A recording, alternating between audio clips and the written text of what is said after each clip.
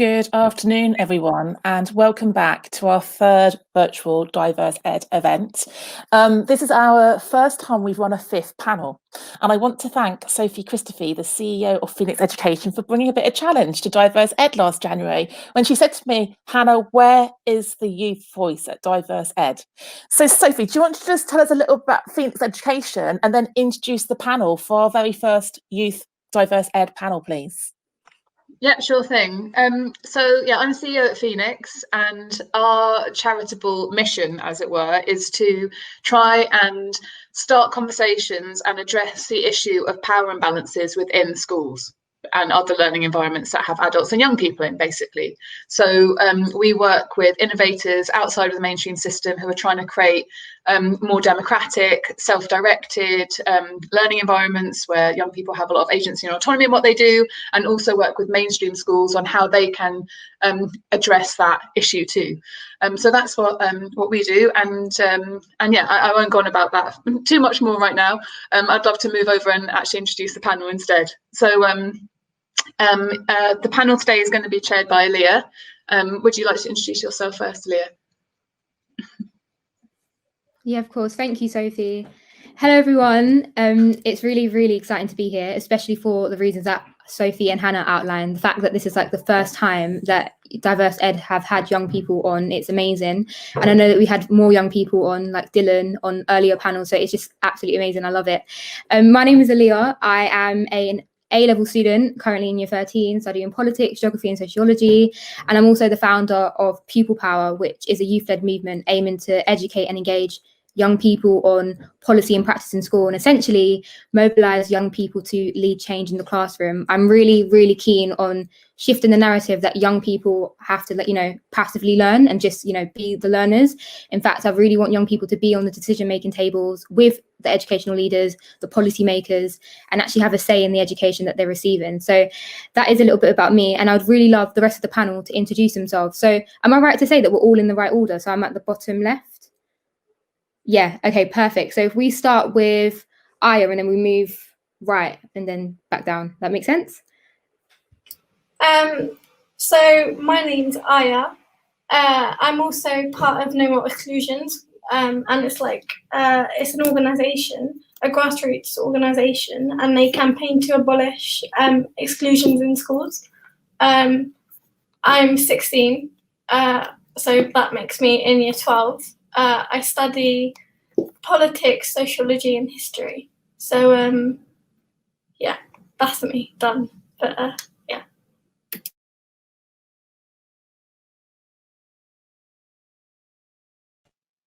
Hi, I'm Simi. I'm 16. I am part of Pupil Power as well as CML, which Phoenix runs, and also the co-founder along with Ava of Not a Trend, which is a youth-led campaign trying to create long-lasting and meaningful change and anti-racist conversations, so they're not just fleeting and performative.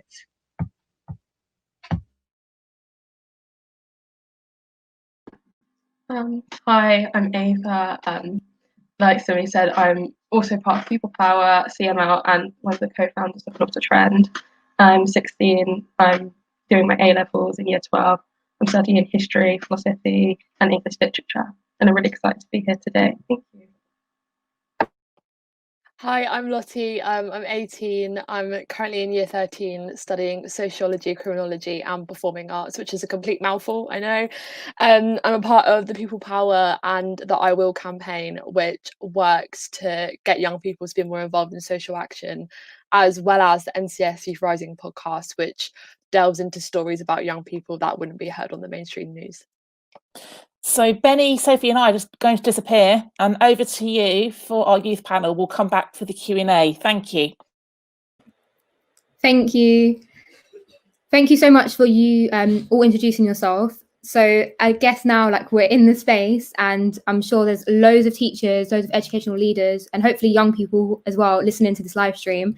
So if you are, please keep tweeting us. It's really, really exciting to see the interaction, and do ask questions. So as everybody knows, we've had a day full of loads of different panels, and the theme is belonging. We've kind of you know, we know that the theme is belonging, and we're going to ask and answer some questions around that and dissect that, or what it means for us, particularly as young people in this space. And afterwards, I'm really excited to sort of like pull away from that theme and look at like the idea of social justice, as we all, as you can tell, are clearly involved in some way, shape or form, social justice or activism or campaigning. And I'm really like keen to explore what that looks like as a student, because I don't really think that's something that's necessarily encouraged in mainstream education, to sort of, you know, think radically enough to change the system or think beyond what our current reality is. So it would be really interesting, I'm sure, for people to listen into what our views are on that. So going straight into it, I think we can follow the same order, if you guys are happy with, as we ask questions. We just go in that order. I'm sure we are all very opinionated. We have loads of great ideas and views, so like just go for it. My first question is related just straight into trying to understand, like, what does belonging mean to you as a young person? And you can go as deep or as like non-deep as you want, but what does belonging mean to you, Aya? So that question is actually very, very complicated, because there's several layers to belonging, but I'll try and keep it brief. My view of belonging is an anti-capitalist society, because capitalism stops the idea of belonging, in my opinion, and we can only belong in movements that aim to abolish capitalism. But like, we can try and belong in a capitalist society, but it is very, very hard unless we find people who are like-minded. So yeah, that's my view on belonging. But yeah. Simi? And I guess with that question, because double question in terms of what does belonging mean to you, and sort of like what issues arise. I think Aya like said it perfectly in terms of what she thinks is so important to her. What issues arise from the feeling of belonging, or not potentially feeling that you belong? Yeah, I think belonging is something, it's a feeling accepted in a community that that acknowledges differences between people, which, because difference does arise because everyone's individual, but embracing those differences in a way that's not completely disregarding the fact that there are differences. And, you know, I think a lot of people try to have this, like, I don't see race, I don't see gender, I don't see whatever differences there are. And I think that's completely, it doesn't solve the problem of trying to make people feel belonging and make people feel involved and included. So I think it's acknowledging them in a meaningful way, but being open to knowing that for people to belong, things can change and things can shift. For people to belong in one society or one community, it's different to how they might belong in a different community. I would say mine is quite similar to Timmy's, in the sense that I think the word community is really important to talk about, because my sense of belonging is feeling like everybody is working together within the community to make changes to improve on everybody's lives, and at making sure every single person has an equal opportunity to thrive and succeed in whatever world we're living in. And I think at the moment we don't live in that society, we don't live in that world, and that's really sad to me. But I'd really love to be able to change that in some way, shape or form.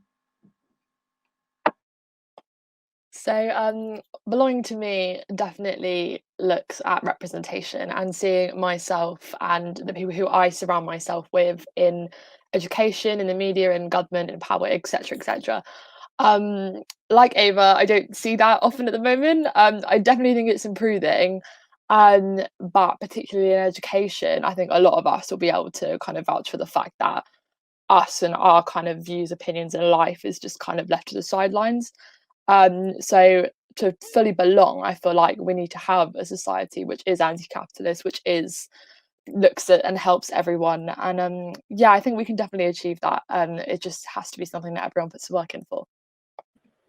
Most definitely, I agree with you all on that note. And I think also something to pull on, like that sense of community, like Ava spoke about, but also like your part and your role to play in that community. Because I think often we're looking at it like at everybody else. So we're in our shoes, but we're looking at everybody else. But it's also, what role do we have to play? What responsibility do we have to play to make sure that we feel belong, or that we feel that sense of belonging rather? And also the idea that sometimes if we draw on our own experiences, I think a lot of you can relate. We've had to create that space for ourselves. So, you know, if we look at representation of age, for example, that's something that's been really important to me coming into this space. And, you know, when I first kind of got interested in, you know, organising, community organising, activism, reflecting on education and being really critical about the education I was receiving, particularly as a young person, it was really important that, you know, I created that space, and that we're all doing that through speaking, being accepting of one another and each other, but also being unapologetic about our experiences and our stories, in order to create that sense of belonging. So it's kind of like we have a responsibility to, you know, do that for ourselves, but also for others. And a lot of time we forget to do it for ourselves because we're too focused on, you know, other people, which is amazing, but we also need to remember ourselves, if that makes any sense whatsoever. And I just want, on that note then, I'm really curious to know a time in your lives, or in education, it sounds really like deep because we are still really young, like a time in our lives, but just in education that has stood out to you, that's made you perhaps not feel a sense of belonging, and the impact of that, most importantly, that has most definitely sparked all of your activism in some way, shape or form. We can go backwards again. So Lottie, you can go, Ava, Simi, Aya. There's a lot of things like came to mind when you said that. I was like, oh my god, there's loads, which isn't a good thing really. But I think the main thing was kind of in PSHE lessons, specifically like sex ed stuff and stuff about like consent and about LGBT relationships is never touched on. And at that moment, I was learning more on the internet than I was at school in terms of relationships and that sort of thing. And that just was the most infuriating thing ever, because I was looking at classrooms full of a really diverse set of people who aren't hearing these things, and these things are so important. So that definitely sparked me and my local community to kind of start creating some change and speaking to, you know, senior managers in school about it. And then going further, looking at like student councils and stuff, which again I've been a part of a lot, trying to change stuff about PSHE and sex ed. Hearing that that room of people is full of students who are normally of a very privileged position and are very intelligent, but it's not a representation of your school's views at all. And often student councils are what the teacher in charge wants and not what the students there want. So again, that was so incredibly frustrating, because that's supposed to be something in the school where you can make change, and it definitely didn't at all. So then I met Aaliyah. We were filming for a podcast, and joined the People Power. And I think on that level, I've seen the most change created, because it is such a movement that is from the ground up. So we can all work in our local communities using the People Power, but also as a whole, and looking at more like governmental and parliamentary entries and more national issues. So I'm aware I'm rambling, so I'm going to shut up now, but there you go. I would say there's once again a lot of things that really sparked my activism. One of them being that I grew up in quite a political household. Those conversations were always happening, so it's kind of been something in the back of my mind. But also, I've just always wanted to be a person that sees something wrong and I want to change it. And school, for some reason, makes it impossible for students to be able to change anything they see. If there's a problem and it's brought up in a school council space, that school council space is completely performative. It's there so teachers can tick off a box. Not all teachers, obviously, a lot of you guys here are all fighting, but it feels like a space where a school can go, yeah, we've got our student voice, but we're not going to listen to anything they say. We're going to guide those conversations. We're going to choose what they talk about, and then we're going to ignore everything and just continue doing what we're doing. And for me, that was so wrong. And even trying to create spaces where me and Simi, when we started an activism society, it took us almost a year to get it up and running, just to find a room and the teacher would facilitate it. And it's things like that that really made me even more and more passionate to change things about education in school. I think during lockdown as well, seeing that students don't care about the education they're receiving, they care about the exam they're taking. Every single student who's had their exams cancelled this year and the year before, in my year, hasn't said, oh, it's okay, I've still learned everything, I'm still really interested. Most students have said, well, what was the point of that? I didn't take my exam. which tells me there's something completely wrong with that education system, because students don't feel like they're getting anything out of it. They feel like they're planning to take an exam, and that is really wrong to me. That's something that's really inspired me to make change. Also, just seeing the language used in school around sexism and the fact that our curriculum is so Eurocentric, so male-centric, just has made me even more passionate to create change. It's made me quite angry. But yeah, I'm going to also shut up now. Yeah, I think similar to what Lottie and Ava said, I don't know if there's one moment for me. I think it's a collection of the build up and sort of the outrage, which I think a lot of students face, is just channeling that anger and channeling that like rage into creating this change, which is why panels like these are so wonderful.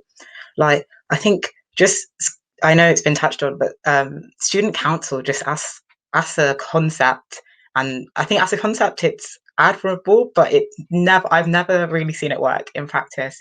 Just is the epitome of performative student voice, where it's supposed to be representative of the student population of the school, but it never is. And I think teachers need to ask themselves, what students are we listening to when we say we have school council? Because like Lottie said, often they're handpicked, they're the model student who will have the model responses and things like that. And I remember just sitting in like sociology classes, because I took the GCSE, and learning about what the purpose of education is and the different like lenses through which you can see education. And I remember just looking around thinking, this system is so wrong, and they're teaching us about why it's so wrong in sociology, but they're teaching us these issues with such a confidence because they know that, even if they know about what's wrong with it, there's nothing they can do to change it.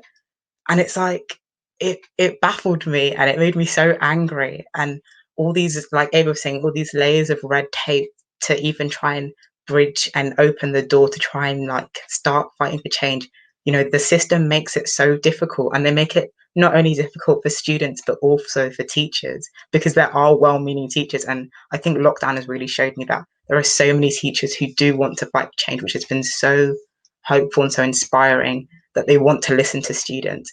But the system makes it so difficult because of the emphasis on exams and Ofsted and like attainment levels and things like that. It's made it so difficult for anyone to try and put any change into place.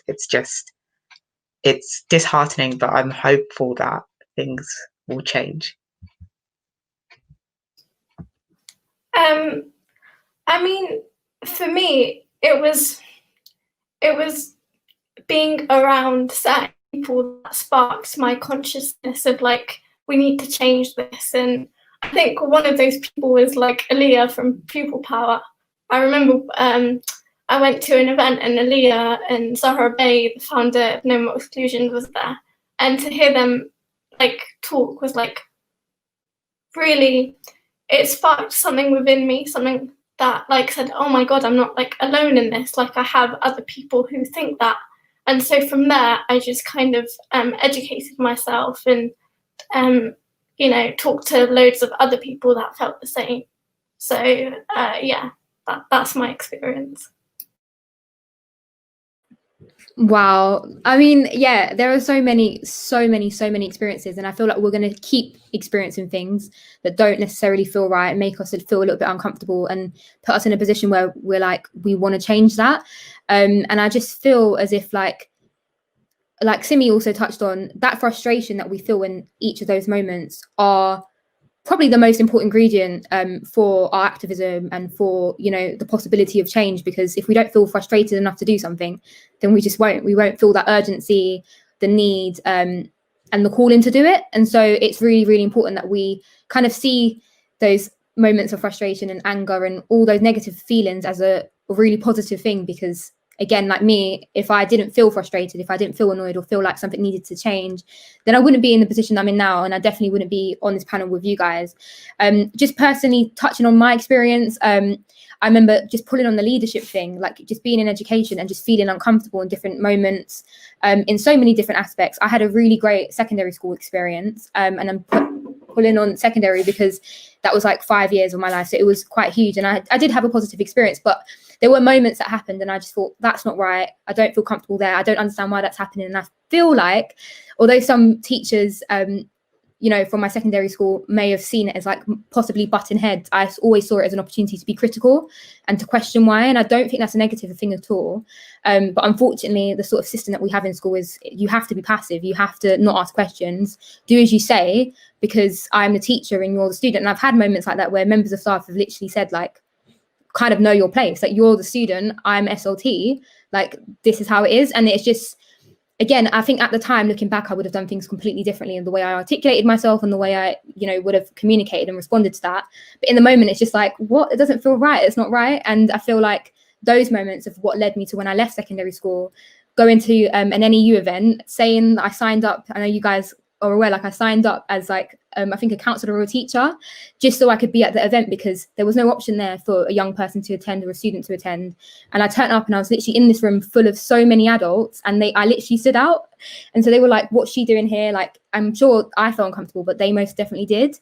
And for me, I've always just loved challenging things. I love the feeling of feeling uncomfortable, knowing that that temporary uncomfort will lead to long-term comfortability, if that makes sense. Like, putting yourself in a situation that's unusual is beneficial for the long term. Having uncomfortable conversations with whether your teachers or your students, it's not going to feel nice in the moment, but you have to look past that because you know that by doing that, you're opening up the space even more.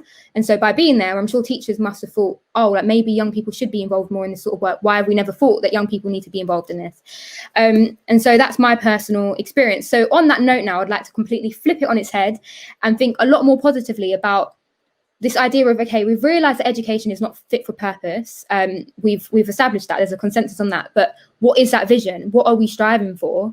What does that look like? And in pupil power, a lot of you are involved in pupil power. We say, you know, reimagining the 21st century education system. You know, we're in it now. We see it how it is. And lockdown was a moment where we realized that, you know, things are just not working. And I love lockdown for the reason that it was a massive pause button for teachers and for students, where they were removed from a system that were just so wrapped up in Monday to Friday, you know, work, exams, marking and all the rest of it. And we then saw things for the way they were. And so I'm really interested to know on what your vision is for the 21st century education system and how does belonging fit into that? I know that's a really long question. I mean, I've got so many more. So if we can kind of like keep that really concise, that would be amazing.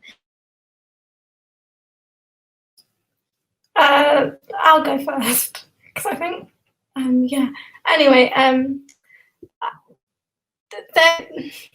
I think change starts with the education system.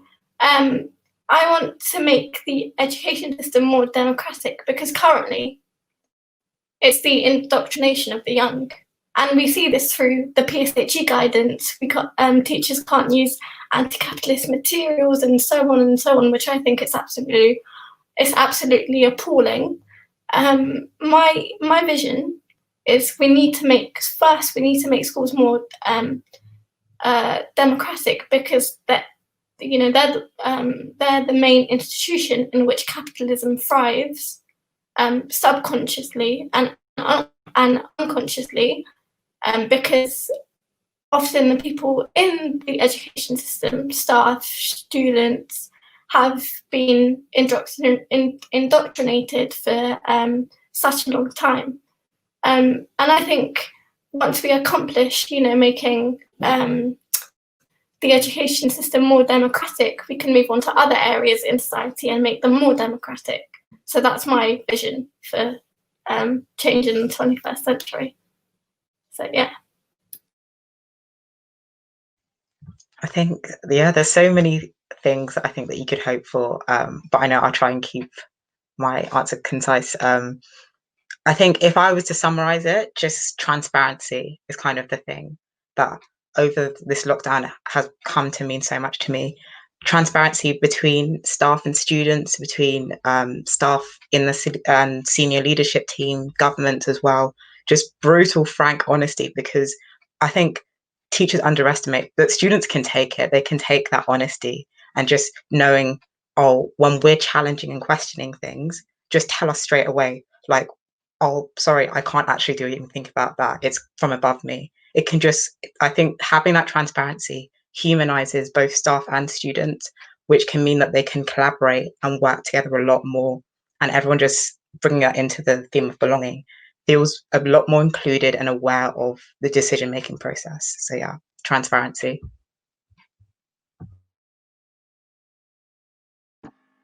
For me, I would say, if I was gonna quickly like put into a couple of words, I would say collaboration and support. I think education should all be about working together, learning from each other, and supporting people with their interests. I think we really need to look at what we're teaching our youth and what we're teaching young people, and kind of be supporting in their interests. Because I just feel like so many students feel so excluded by the education system, feeling like they can't thrive in this education system. And that tells me there's something wrong, and that all children need to be put and included in, and making sure we're working to every student's strengths, not just discarding them, saying, you don't fit our idea of education.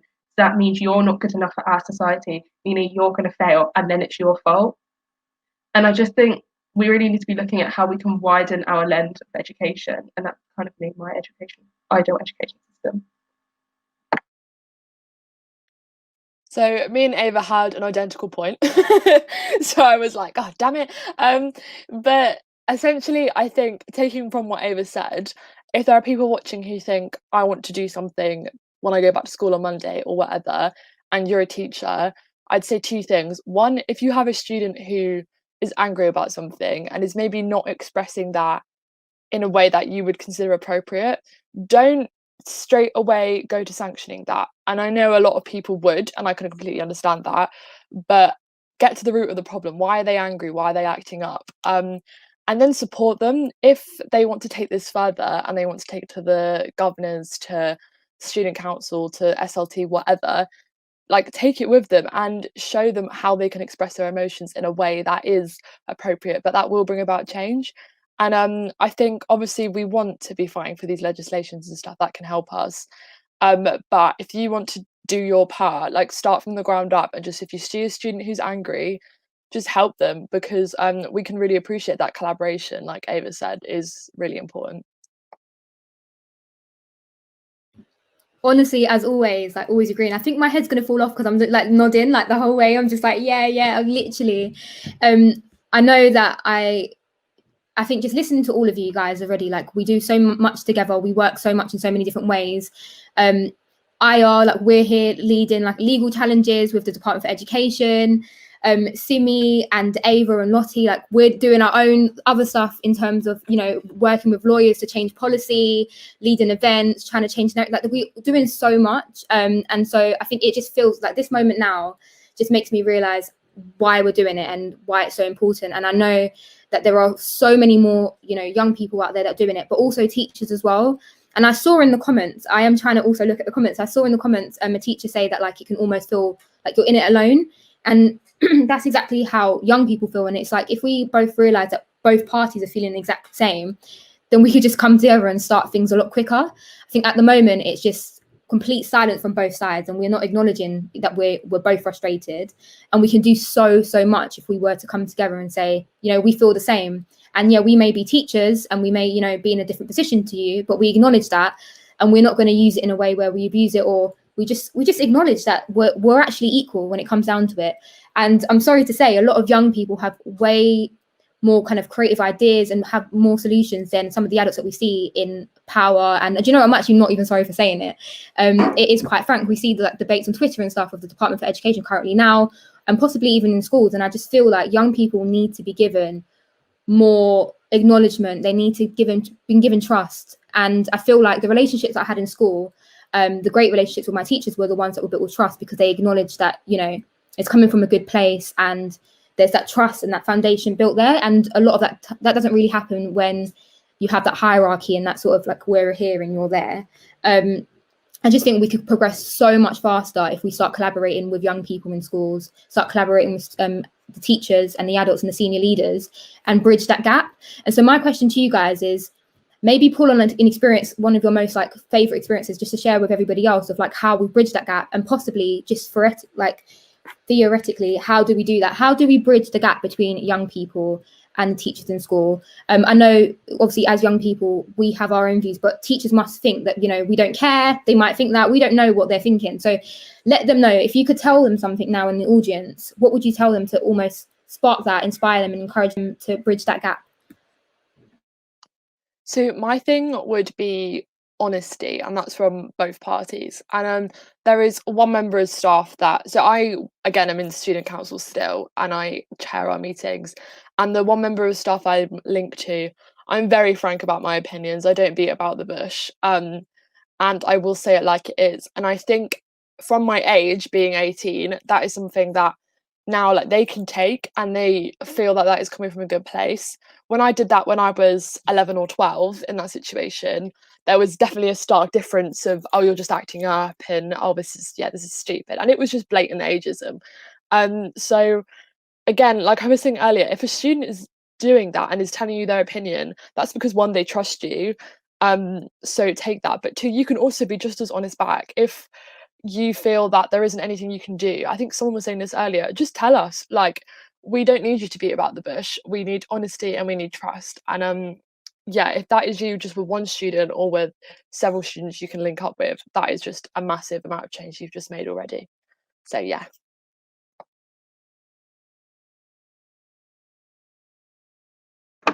I would say for me, really make sure you continue to listen to your students. I was kind of asked to speak a bit about feminism and sexism within school. So for this question, I'm going to draw on that. I asked some people on my Instagram and my Snapchat to give me their own personal experience, and a lot of them were anonymous. And so many of them were of teachers ignoring cases of quite serious sexual harassment within schools. And that tells me that some teachers are not listening.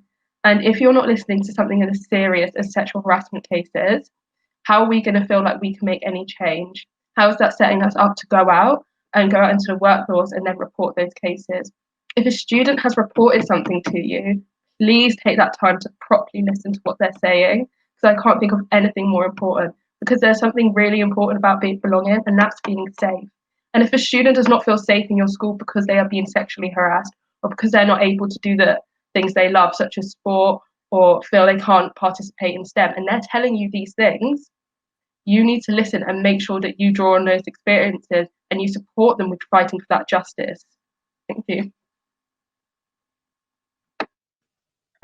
Yeah, I would just say, I think I'll say it until I'm red in the face. Well, not red, but yeah.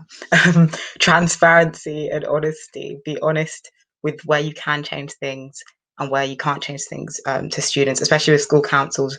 Let students know their scope, the amount of power that they have. And I think to teachers, we know that, you know, you're busy with, especially this year, with test and trace and exams and trying to get students up to speed, and it can feel like you can't juggle these things because you want to, but you don't have the time. But just making that little effort just to listen, I think students appreciate that so much. And just to remember that what you got into education for was to try and shape students into being world makers and world changers. And just taking the time out just to make that effort to listen and to be honest with your students makes the world a difference and creates that trust. I mean, it's a bit of a difficult one because teachers are held back by censorship and what they can say and can't say. I know for like past experiences that often when teachers agree, they can't show that they agree with my view, but they do try to subtly let me know. I think also as students, we have a duty to initiate that conversation, because censorship for teachers means that they obviously can't initiate the conversation. I've done this in ways like I've had Noam Chomsky stickers all over my politics folders, and my politics teachers are often like, "Oh, why do you think that?" Or sometimes I go, "Oh, sir, what do you think of this and that and that?" And they tell me honestly, and that cooperation between students and teachers needs to happen, and it does work often. It does work, you know. I know that my teachers think this and that and that, and it kind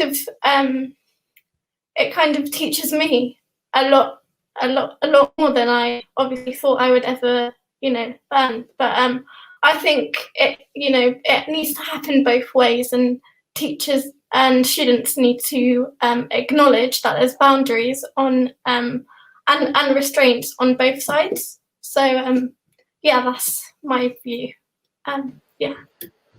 Thank you so much for that. And just to finally end it, I'll literally say a sentence like young people are definitely undermined, and I feel my challenge to all the teachers here today is just literally challenge yourself to see young people in a way that you haven't before, have those conversations and be interested enough to encourage them to lead change on a local level, but a national level. And I think young people often more times than not feel like, you know what, I'm complaining about this, I don't like it, but there's nothing I can do about it. And so just kind of spark them and make them realize that they can do something about it, whether it's as little as going to speak to another teacher, speaking to a peer about it, or writing a letter to your local MP. There's always something that can be done. And especially with Pupil Power, like, we're developing toolkits that allow that to happen. And I saw a question I'm just really tempted to cover on really, really quickly that said about student council, whether they should be scrapped. And I think they should, in all respect. I think the idea of them are amazing, the skills you develop. But I feel like our skills are changing now. The challenges that we have in the world and we need to face, and that we want young people to be a part of in changing and being the solution towards, we need different skills. And those skills I have learned by myself independently, away from school, away from those student leadership tokenistic opportunities. That hierarchy, it sounds like I was involved in all that stuff. I was head girl in school, but even little things such as like having the hierarchy of being head girl, deputies and assistants, I absolutely hated it, because I used to sit there and think, like, why can't the assistants also, why is it that? Like, I don't like that trickle down effect. We're all equal. I want you guys to say as much as I do. And I think it's really important that in that respect that we're drawing upon the students that seem like they're disengaged or not interested, because those are the ones that are most frustrated, that will have the most solutions, rather than the ones, that love school and it works for them, because we need to have a clear representation. I know we have the Q&A now. I don't know if Hannah, you were going to lead on that. Well, I just want to say, first of all, Alia, exceptional hosting. Your ability to hold the space, ask questions, and keep an eye on the chat. You're putting Benny and I to shame, love. Well done. Really, really excellent hosting. And Aya, Simi, Ava, and Lottie, honestly, you were the girls I wanted to be friends with at school. Like, where were you when I was your age? Like, you've got so much love and respect. Oh, sorry, Alia, you as well. Like, you've got so much love and respect from the chat here. Well done for finding your voice, using your voice, standing up, speaking out, and actually showing adults what we need to happen and disrupting. One of the phrases I wrote down was about you being young activists who are channeling your frustration to raise consciousness. Wow. Okay. Alia, you found the question I was going to ask you around the role of student council. There's a question I knew was going to come up, and Sophie and I had a bit of a chat about this in the week. One of the questions is, where are the young men in this conversation? And I'm going to preface that question by saying, where are the grown men too? Because we've got 150 DEI leads in a DM group on Twitter who we're working with, and they are 99% female. So can we just speak about gender involvement, gender voice, and just pop your hand up if you want to kick off first. Who would like to speak to that first? About Lottie, do you want to go first, and then Ava? Go on, Lottie. I think your questions one is so interesting, because it's something I think about a lot as well. And I found going through, again, school councils, I know we keep coming back to this, it has been a predominantly female space. And in terms of men being involved, the boys and men that I know who are in these spaces, it did take them some time, because there's such a stigma around this kind of work of being quite sensitive and being quite, oh no, I don't like that, so I'm going to act up about it. And it's not, it's actually really strong and really brave of you to be able to say that something is wrong. We have got loads of guys who work in the Pupil Power, but again, that's no kind of proportioned out to how much women we have. So I think if you are a guy and watching this and thinking, oh, I do want to do something, it isn't a womanly thing. It's something that everyone can be a part of, and the more diverse genders that we have working with us, the more change we're going to create, because the more perspectives we're going to cover. So definitely get involved, just reach out to anyone. Thank you, Lottie. Ava, do you want to add to that? Yeah, I mean, I think probably one of the reasons could be is that often, especially around men have the privilege of being male. Like, they don't experience a proportion of something that we do within the education system. They, in like leadership positions in teaching, they are able to grow further and go and get high positions, even though the majority of people in education are female. And in school, I know that they kind of changed a lot of the school kind of work and the way, got rid of a lot of the coursework, because coursework was seen to benefit girls better than it did boys, even though boys would go out and even if they had not performed as well in school, they would then still be able to, as we all know, get better jobs and paid better. Don't need to tell you guys that. So I think it's kind of that, at first, that kind of reluctance, because the system is made for them a lot of the time, especially if you're a white male, white cis male. The system is made for you, so you don't often realise everything at the beginning, but we need your support. We can't do this without you. If whether it's anything from just speaking about gender inequality, pay gaps, or if it's around like stopping that locker room banter and stuff like that, it's something that we need you to be involved with. So please, as Lottie said, please step forward and step up and help us out. It's so important for you guys to be here with us, and it'd be lovely to see some of your faces. Thank you, Ava. And before I come to you, Alia, we also need, so apologies if my language there was gendered language. We've got some comments about non-binary inclusion as well. So apologies, talking about boys and girls, men and women. Alia, what do you want to add to that question before I have a final question for Simi and Aya? Just to add, I think we have to look at like why that's happening. And I think in school, I went to an all-girls school, but I'm now at a mixed sixth form. I think just the behaviour that might be like, you know, shown from boys of like them being destructive. And like someone said before, like destructive behaviour isn't destructive behaviour. There's a reason behind it. And often we shut that down with, you know, sanctions, exclusions, and all of those things. And when we look at it, if we look at no more exclusions, that's the perfect example I can think of. That group, there are probably more experiences of boys that have been excluded, but actually they're there leading change because they've realised they can do something about it. So teachers need to realise the behaviours and what they're shutting down and what they're encouraging. So we need to be encouraging you to be critical and you to challenge it rather than, you know, sanctioning you for challenging things. Thank you, Alia, which leads me on to my last question. So Simi and then Aya, if there's young people listening today, what's your message to them about agency and becoming part of the solution to the problems? Simi, what's your words of wisdom? I think just know that change can be created by you, led by you, with collaboration from those who have more power than you, but you have the ability to do it. I think a lot of the time, young people, they're just consuming and they're getting all this rage, but they don't know where to channel it because they're not being empowered to fight for it. But just know that there are adults and other young people who are willing to work with you and to really support you. Thank you, Simi. And Aya, you spoke about like how you've increased your own consciousness. Maybe you want to speak to that as well, Aya. Before like I started to reach out to people who are like-minded, I was really, really kind of shy and I didn't know what to do. So I just like started reading books and, you know, and it boosted my confidence to talk to people. And I realized that there are people who obviously have read these books and agree with it and obviously disagree with it. I found it very hard to kind of know where, you know, people who, you know, agree with me are on and try and reach out to them. I just sort of, you know, Googled one day student-led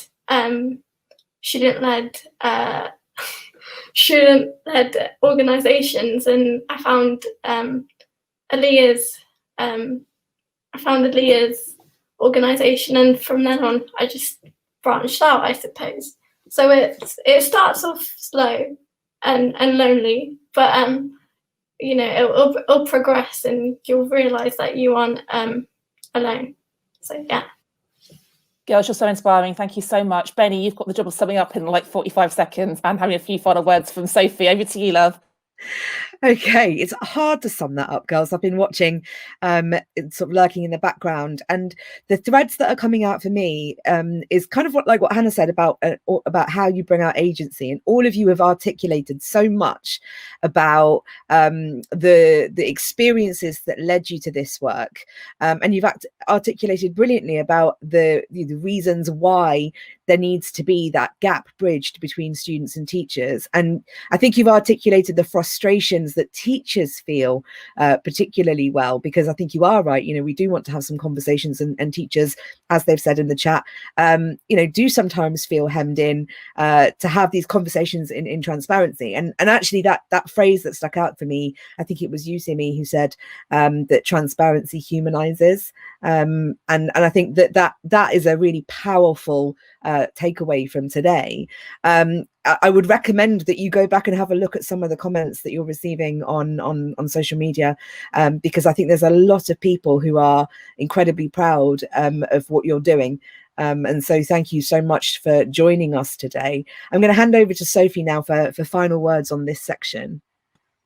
Yeah, I just wanted to say that I know that the folk that are involved in diverse ed's work understand and can see the problematic nature of sex-based discrimination, issues around LGBT rights and so on, and racism. We understand why that is a problem. And I want to just say that age-based discrimination in the education system, as it's directed towards young people, is not less of a problem. It's not less of a social justice issue. It is actually, in my opinion, where all the other inequalities originate, is this idea that one group is entitled to dominance over another or is better than another. And so if you get the rest of the issues that Diverse Ed are working on, please think in your school, how can you address age-based discrimination experienced by students on a daily basis in your classroom, in your meetings? How can you bring young voices in? How can you make sure that young people know that they are not less than the adults in that place? It's just as important to me. That's it really. And just to flag as well that there are opportunities with Pupil Power, with Phoenix. We're going to be running another cycle of our Changemakers Out programme in February. So do get in touch if you know a young person that you think would like to participate in community on these issues with us.